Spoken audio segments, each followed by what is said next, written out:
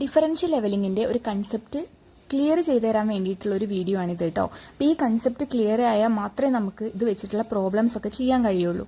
നമ്മൾ സിമ്പിൾ ലെവലിംഗിൽ എപ്പോഴും പറയാറ് ഇൻസ്ട്രുമെന്റ് ഒരു പൊസിഷനിൽ മാത്രം സെറ്റ് ചെയ്യുന്നു, അവിടെ നിന്ന് എല്ലാ പോയിന്റുകളുടെയും റീഡിങ്സ് എടുക്കുന്നു, എന്നിട്ട് എല്ലാത്തിൻ്റെയും റെഡ്യൂസ്ഡ് ലെവൽ കണ്ടെത്തുന്നു എന്നുള്ളതാണ്. എന്നാൽ ഡിഫറൻഷ്യൽ ലെവലിംഗ് നമ്മൾ ഉപയോഗിക്കുക, നമുക്ക് ഇൻസ്ട്രുമെന്റ് ഒരു സ്ഥലത്ത് സെറ്റ് ചെയ്ത് കഴിഞ്ഞിട്ടുണ്ടെങ്കിൽ ചില സമയങ്ങളിൽ എല്ലാ പോയിന്റുകളും എടുക്കാൻ കഴിഞ്ഞോളണമെന്നില്ല. ഇപ്പം മുന്നിൽ എന്തെങ്കിലും ഒരു തടസ്സം ഉണ്ടെങ്കിലോ അല്ലെങ്കിൽ അടുത്ത പോയിന്റ് ഒരുപാട് ദൂരെയാണെങ്കിലോ ഒക്കെ നമുക്ക് ഇൻസ്ട്രുമെന്റ് ഒരു സ്ഥലത്ത് മാത്രം സെറ്റ് ചെയ്താൽ അവിടെ നിന്ന് എല്ലാ പോയിന്റുകളും എടുക്കാൻ കഴിയില്ല.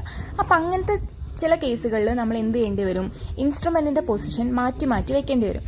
അങ്ങനെ ചെയ്യുന്ന ഒരു വർക്കിനെയാണ് നമ്മൾ ഡിഫറൻഷ്യൽ ലെവലിംഗ് എന്ന് പറയുന്നത്.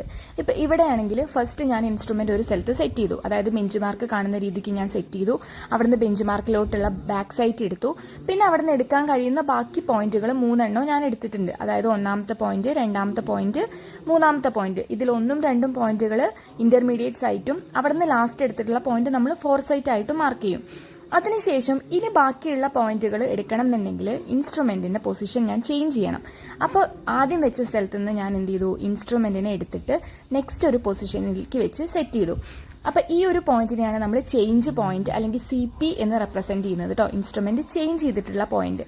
അപ്പോൾ ഇവിടെ ഏറ്റവും ഇമ്പോർട്ടൻ്റ് ആയിട്ടുള്ള കാര്യം, എവിടേക്കാണോ നമ്മൾ ഫസ്റ്റ് വെച്ച സ്ഥലത്ത് നിന്ന് ലാസ്റ്റ് നോക്കിയത് ആ പോയിന്റിലോട്ട് വേണം നമ്മൾ ഇവിടെ നിന്ന് ഫസ്റ്റ് നോക്കാൻ വേണ്ടിയിട്ട്. അതായത് നിങ്ങൾ നോക്കിയേ, ആ മൂന്നാമത്തെ പോയിന്റ് എന്ന് പറയുന്നതിലോട്ട് ഒരു 4 സൈറ്റും വന്നു, അതേസമയം ഒരു ബാക്ക് സൈറ്റും വന്നു. ഇതാണ് ഇവിടെ ഏറ്റവും ഇമ്പോർട്ടൻ്റ് ആയിട്ട് ശ്രദ്ധിക്കേണ്ടത് കേട്ടോ. അതായത് ഇൻസ്ട്രുമെന്റ് ചേഞ്ച് ചെയ്ത് കഴിഞ്ഞാൽ നമ്മൾ ഫസ്റ്റ് നോക്കേണ്ടത് ആദ്യം വെച്ച പൊസിഷനിൽ എങ്ങോട്ടേക്കാണോ ലാസ്റ്റ് നോക്കിയത് ആ പോയിന്റിലോട്ട് വേണം ഇവിടെ നിന്ന് ഫസ്റ്റ് നോക്കാൻ. അപ്പം അത് കാണുന്ന രീതിക്ക് വേണം നമ്മൾ എന്ത് ചെയ്യാൻ, ഇൻസ്ട്രുമെന്റ് സെറ്റ് ചെയ്യാൻ. അതിനുശേഷം നമ്മൾ നോർമലി ബാക്കി ഇന്റർമീഡിയറ്റ് സൈറ്റുകൾ എടുക്കുന്നു, 4 സൈറ്റ് എടുക്കുന്നു. ഇങ്ങനെയാണ് ഈ വർക്ക് കംപ്ലീറ്റ് ചെയ്യേണ്ടത്. അപ്പോൾ ഇനിയും പോയിന്റുകൾ ഉണ്ടെന്നുണ്ടെങ്കിൽ നമ്മൾ ചിലപ്പോൾ ഇനിയും ചേഞ്ച് ചെയ്യേണ്ടി വരും. അപ്പോൾ എല്ലാവർക്കും ഈ കൺസെപ്റ്റ് ക്ലിയർ ആയി എന്ന് വിചാരിക്കുന്നു.